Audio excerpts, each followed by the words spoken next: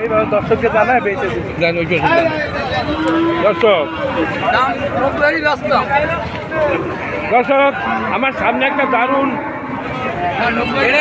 এরে গরু পরে আমি যা বলবো তার জবাব দেন। একটা দারুণ এরে গরু। আচ্ছা এই এরে গরুটার বিস্তারিত বিবরণ আপনাদের জানাচ্ছি। আচ্ছা এই এরে গরুটার মালিক কি আপনি? কি নাম আপনার ভাইয়া? হ্যাঁ, ইসলাম। আচ্ছা ইসলামের গরু। আচ্ছা এইটা বয়স কত হয়েছে? হ্যাঁ, 2 দাঁত। 2.5 বছর হয়েছে, 3 বছর মনে হয় না। হ্যাঁ, 2.5 বছর বয়স হয়েছে দর্শক। আচ্ছা এই গরুটার দাম কত চান?